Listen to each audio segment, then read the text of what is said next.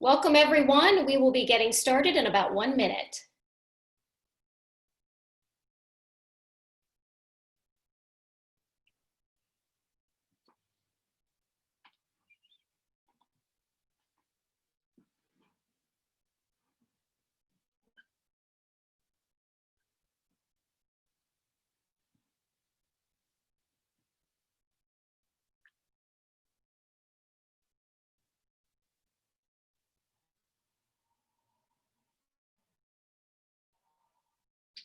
Again, we'll be getting started in about 1 minute while we're waiting for folks to join us.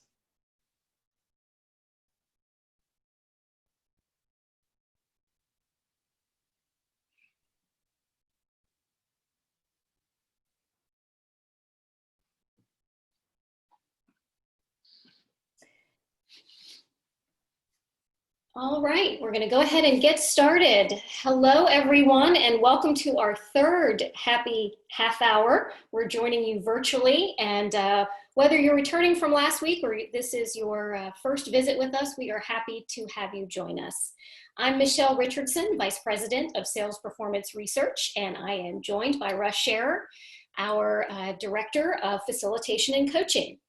And a few quick housekeeping items as we get started here. We have producer Rich joining us again, and he is providing tech support.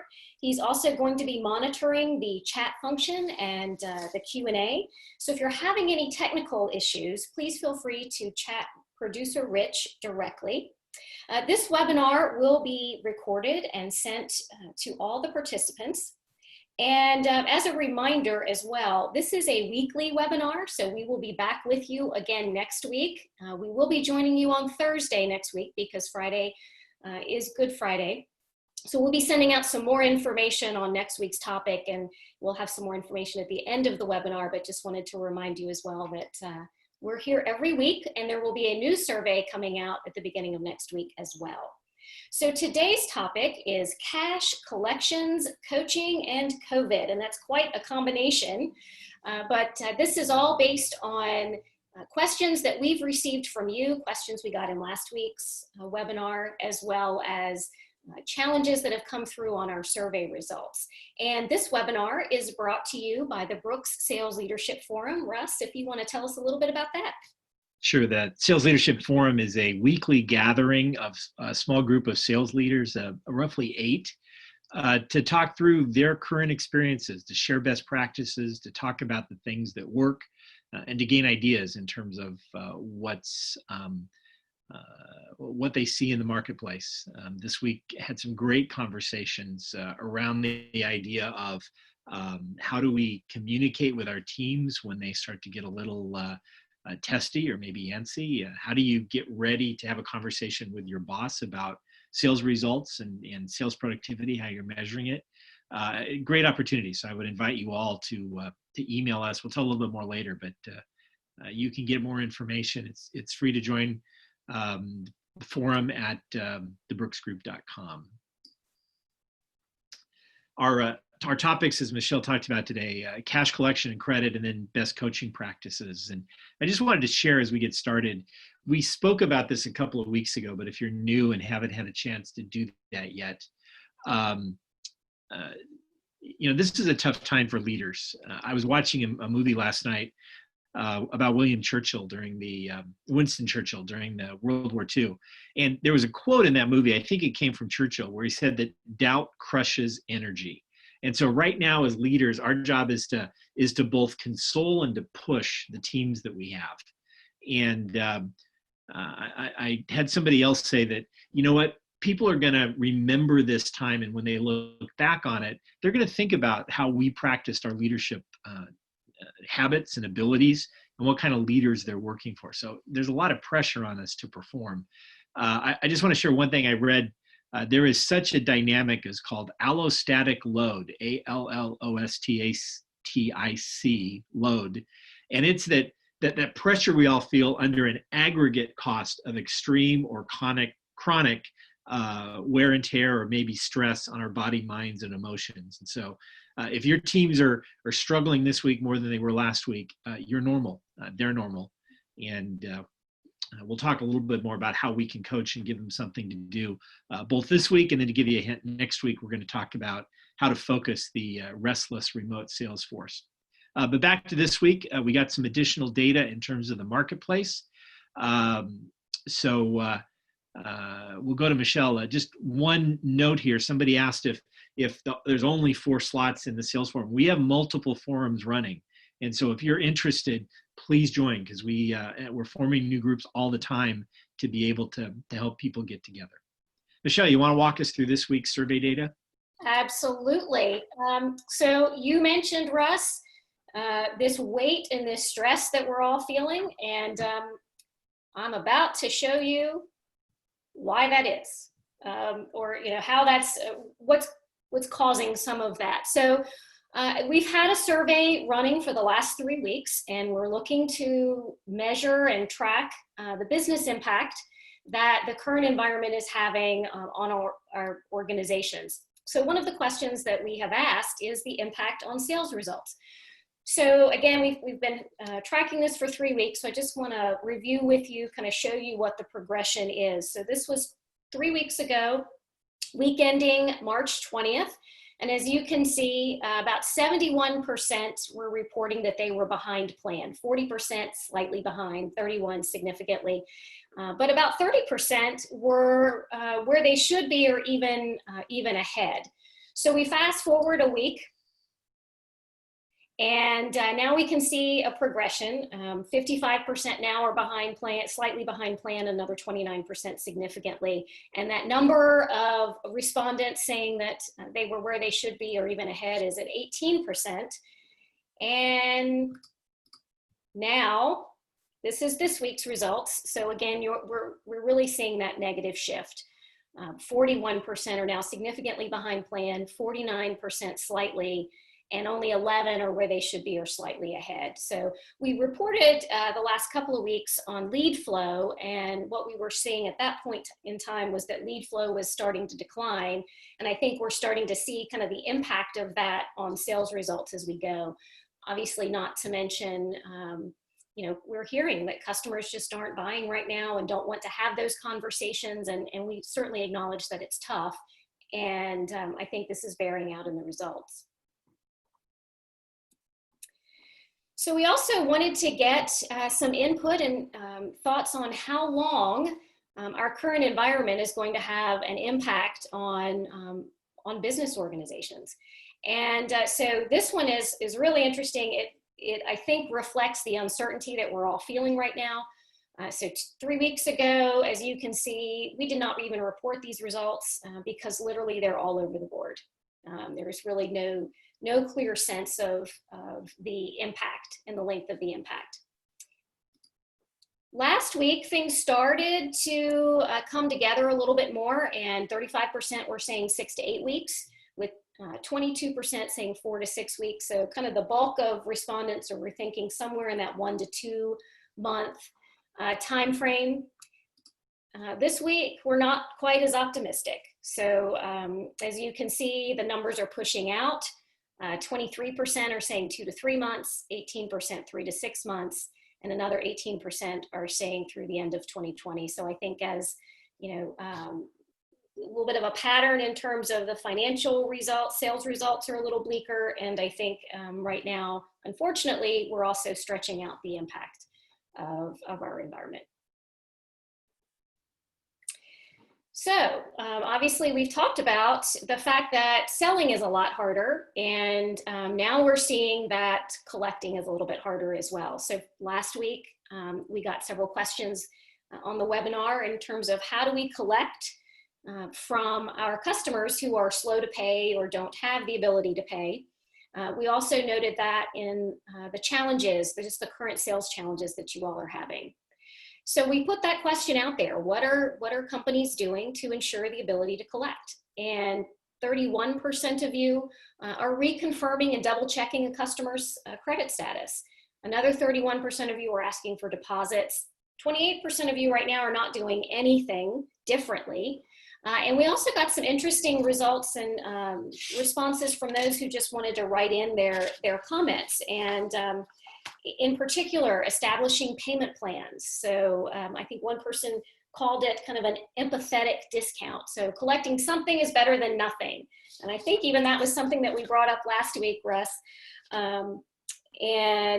Again, working those payment plans, some of you are saying, actually, it's not a cash issue, we're just getting cancellations. So I think that's another piece of it. Yeah. And another interesting one, credit worthiness reviews on opportunities in the pipeline. So before we even get to the sale, is investigating that credit. And Michelle, I think this is one that will change as we look out over the next couple of weeks, because people have been scrambling to ship what they could ship, but collections usually follow that in most businesses by 30 days or something. And so we'll start probably to see the impact of these collection challenges and companies' cash challenges in a little bit. So, Russ, we've been talking about collections, but what are CFOs thinking? Well, I wanted to share this data. This is from a PricewaterhouseCoopers study that is fairly fresh. It was done last week, which again seems like a long time ago, but is new. About 2/3 of them have constrained costs in their organization today and are considering further actions. But I wanted to share with you both an opportunity and a threat for those of us in the sales organizations. Look how between March 11th and March 23rd, which was the data they shared, CFOs were thinking about the need to change the breadth of their supply chain. Who are they going to buy from? From us, from more than us, from our competitors, now to start to buy from us? That was less than 50% 2 weeks ago. It's now close to 70%. And especially the move from up to 42% considering breadth of supply chain. So we've been speaking about the need to connect with your customers. That also speaks to the need to be able to connect with prospects and make sure that in those accounts that have historically locked you out and been happy with a current supplier or maybe a couple of suppliers, it's time to touch base again with them because they're going to get pressure in the purchasing side from their financial officers to make sure they've got both supply maybe now if it's endangered, and then when we come out of this.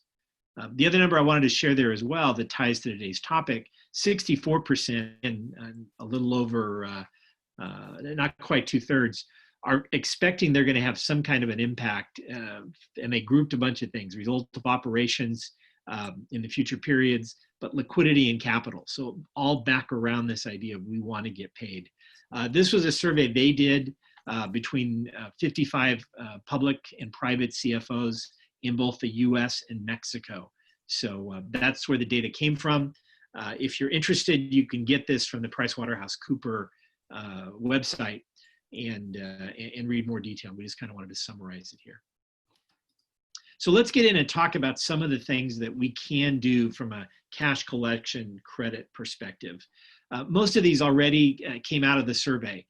Make the communication about receivables just a part of the supply chain. As your sales team touches base and make sure that you're going to be able to supply the products that are on order, or if it's a prospect call that you can, if you're indeed in that position, talk to them about how they're, the buyers, about how they're maybe seeing their credit enter in, or how credit plays into a broader role.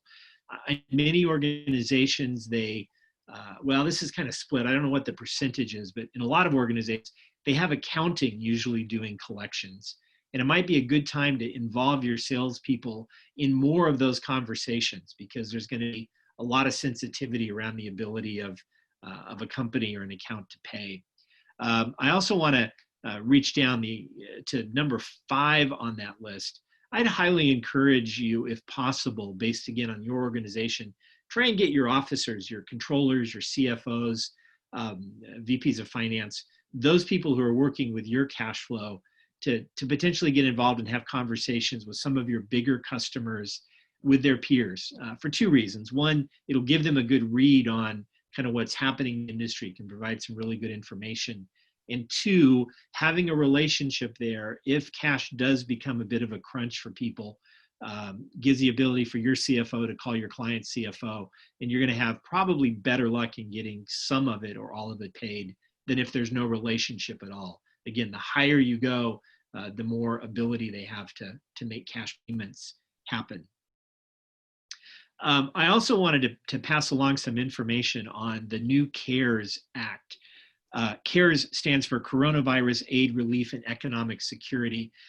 There's a lot of websites on here. We are going to give you individual links to each of these in the email that goes out this afternoon. Somebody had asked the question whether or not they automatically get this. You should automatically get an every Friday afternoon that's got a recording of this webinar in it, as well as whatever other resources we want. We've also opened a web page on our thebrooksgroup.com. It has recordings of each of the two. We'll put this one up there, so all new webinars go up there, as well as these resources. I want to just give you, though, some context here, because I think midnight last night was when some of the banks began to accept these small business loans. Actually, I won't say I read it, but I downloaded the CARES Act this morning and went through it. Now, it was passed a week ago. It seems like a long time ago, but 1 week ago was when the president signed the $2 trillion act. The act is 247 pages as a PDF, which means that Congress spent $8 billion a page. Now, just let that settle in for a minute. If you go to the part just about small business, because many of you probably are concerned about the credit worthiness of your smaller customers, that's a $367 billion award. It's described over 29 pages. I don't have the exact word count, but I did count the words, or Microsoft Word counted the words for me. $232 million per word, not per page, per word was granted. So let me just give some perspective. I was involved with a company in 2009 when they passed the Stimulus Act of that point. And a lot of the things that Congress passes are amounts of money and some guidance. It goes to the agencies, and the agency does rulemaking. In our particular industry at that point in that economic recovery bill, it was more than 3 months until we got the rulemaking for how they were going to spend $8 billion in our segment. Now they've got to spend $367 billion. So there's going to be frustration. There's going to be delays, is my prediction. They want to move quickly and get cash to folks. But my recommendation is you can read the, stay in with your banks, stay in touch potentially with your law firms if you've got them. Maybe you want to set up some Google alerts that will help you understand what's really happening with the CARES Act. And again, we'll put all of these in the thank you email later this afternoon. Just a quick mention again that this webinar is sponsored by the Brooks Sales Leadership Forum, the 4 small groups of people, sales leaders who meet weekly to have a conversation about what's affecting them that week. And in a situation where we say internally, a day is like a week and a week is like a month, once a week feels like we're meeting monthly to be able to talk about the challenges we face. So if you'd like to join, if you'd like to be a part of one of the groups, just email us forum@thebrooksgroup.com. We do our best to not put any competitors in the same group, and these groups are also confidential, so none of the information that's shared goes outside of the group. And Russ, really so let's, one more thing on the leadership sure. forum is if you register or let us know by the end of day Sunday, so this coming weekend, you'll get into a group for next week. Past that, then you're put into a forum starting the following week. And we are prepared to scale to as many groups as you're interested in being a part of. So, all right, Michelle, I think we've got some more survey data now to kind of turn the corner to how do we coach our, how do we help them upskill during this time? Yes, absolutely. Thanks, Russ. I know you and I both are hearing from clients through these webinars and just in the conversations that we're having, a lot of questions about how to manage those coaching conversations, how to manage the personal, the mindset, how to continue to coach the business. So we wanted to ask folks about how they're shifting their coaching, or if they're shifting their coaching conversations. And so we put out the question and asking, what's your focus in terms of a team member's personal well-being? Are you focusing more on their mindset? Are you focusing more on their business well-being? So pipeline health, overall big picture business questions. Or are you focusing your business or your coaching conversations around business tactics to maintain success? So we've talked a lot about having to shift from selling like in-person, face-to-face to virtual tactics. Maybe you're doing less coaching. Maybe there's been no change to your coaching focus at all. And overwhelmingly, the answers are split. So you all are focusing on both business tactics to maintain success and the team members' well-being. So really trying to manage both sides of the mindset. You know, how do they keep going? How do they stay focused? And also really understanding that mindset and how they're doing in a completely new environment and changing circumstances. And Michelle, I just wanted to add to that a lot of times when we talk about coaching, it's easy to confuse or to mix up the difference between talking about how I win a specific deal and talking about how you really build a skill set in someone so they have that ability to do over and over and over again. We draw the distinction between working in the business when you're talking about a deal or working on the business. So I want to encourage folks to continue to talk all you can about the opportunities that are working, all the deals that are going on, but also be thinking about how you can now start to help that person get better as they've got a little more mental window than in a typical hectic travel, work, chase deals kind of environment. Absolutely. It's a great time to take advantage of those, as you said, that opportunity for that mental window. We also get a lot of questions in normal times, so to speak, about where to focus coaching, how to allocate time across coaching different levels of performers.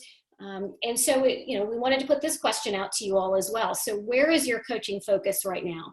Are you focusing on your low performers, your middle performers, or your top performers? Are you focusing on everybody, or is there less coaching? And we also know, especially with the less coaching, that many of you are pulled in a lot of different directions right now, given the current environment. But overwhelmingly, 72% of you are just focusing on all team members. And, with that increased focus across the board, those conversations will be different based on reps. And Russ, why don't you tell us a little bit more about coaching different reps? Sure. A lot of times when we think of coaching, we think of performance improvement plans and somebody who's kind of on their way out in the organization, those lower skilled or lower executing kind of folks. We describe 3 different kinds of relationships for you to think about with coaching. Those people who are not executing properly, we call that a supervisorial relationship. You can almost think of it as a parent relationship. They're missing deadlines. They're not getting their reports. They're have always got an excuse. That's the kind of relationship that is tougher to coach because they're just not grasping the skill set. Like sometimes when we're parents and we have to help our kids kind of understand and learn to grow. A second type that is used very frequently is what we call the mentor type, or helping them do their job that they're working on today better. Call those the medium skilled folks, if you will. How do you prospect? How do you get ready for a call? How do you qualify those folks once you've got in the meeting? How do you get the deal closed through negotiation? And then the highest level people, the partnering, you're really kind of getting them ready to do part of your job. How do you think about markets? How do you strategically go in and work the bigger accounts, for example? And all 3 of those play into the mix. And while the process for coaching them is all the same, research has shown that the partnering kind of approach does not encourage your best reps to go somewhere else. They actually appreciate the fact that you're investing in them. And will tend to have longer tenure if you're continuing to grow them. The one thing that I always like to ask when I talk to our sales managers in class is I'll say to the salespeople, how many of you sales leaders believe you're the best salesperson on your team? And most of the time they'll raise their hand. And so I challenge them in coaching to think about the idea that if you're the best, it means that every day your team is seeing clients something less than you are able than you would do. And wouldn't a better model for success be that you get your team ideally so that they're all as good or better than you are, so that those client interactions day in and day out are going to be at an even higher level than you would. So we encourage you to just kind of take a time and think about something you could do around a rep to improve their skills. And just kind of a quick process, that 3-step process we've got that we use, is the idea that, first of all, you need to plan that relationship. Michelle, you want to kick to our next slide there? Yes. There we go. Plan your coaching session. So there's an appointment, you got an agenda. Really connect, build some time around relational, especially if you're doing it remote, listening to the issues they've got. Listen for the parts of communication that are harder to pick up virtually. You do get face-to-face if you're on Zoom, but sometimes you can't see all the body language. And then have a plan. Ask really good questions about what's going on. How do they assess their behavior? Maybe you've got their pipeline report in front of them in terms of where in your sales process are they having issues.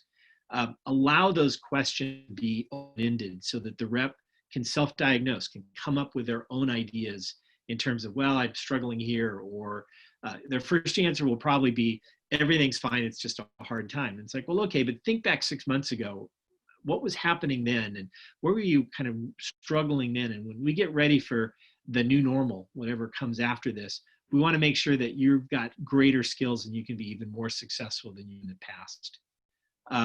After they share their ideas, give them your perspective. Be able to give some positives and some areas for improvement. And then we encourage you to co-create a plan built around SMART goals. Very measurable, specific. SMART means measurable, achievable. I like to say relevant, because it's appropriate to their job, and then time sensitive. We own what we create. And so if you can get them involved in that, the rep you're coaching is going to own it. I always say, set them up for a short-term win. If they are struggling with asking good questions, then just ask them, say, after your next 3 calls, after each of your calls here for the next couple of days, let me know, give me a score on a scale of 1 to 5. 1 being not good and 5 being good. How was your questioning? And give them that chance to kind of succeed. We all like quick feedback from the goals that we have. There was a question about, what does F to F mean? It's face-to-face is the abbreviation there. And again, if you're using Zoom, you've got facial cues. If it's just over the telephone, you lose that.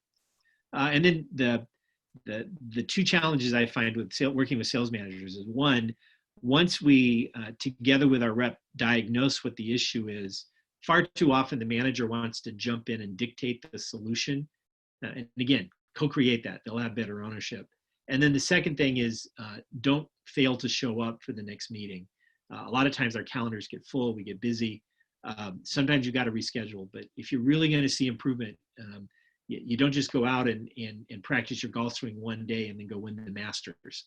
You've got to practice over and over and over again, check in with your coach multiple times. So those are just some best practices around coaching that we would encourage you to do, even in this time of your remote teams being locked away. Yes, your days are full. They probably didn't get any less full because of this. But in your conversations with your reps, try and figure out a way to, maybe not everybody, but pick out a percentage of your reps and start having some good coaching calls. We have some resources around some tools for setting up those and tracking that. If you're interested, send an email to us. We'll be glad to make some of those available to you. Absolutely, Russ. And again, stressing the importance right now of connecting with your salespeople, trying to do it via Zoom if possible, or some kind of Skype, some kind of face-to-face mechanism. But again, just based on what we're hearing, I think your reps really do need that connection. And I think what really resonates too is finding those short-term wins, whatever they are, because we know that if sales are down, what's giving you some positive momentum, and that's going to help a lot, I think, with the reps' mindsets. Right. And keeping just people mentally engaged, even around coaching, is better than another hour of reading about statistics of the virus or whatever they fill an hour with. Right. 100% agree. So we've reached almost the end of our half hour, but we do have time for questions and answers. If you've got some, please go ahead and type them into the the Q&A window or into the chat window, and Michelle and I would be glad to answer anything that you might be interested in.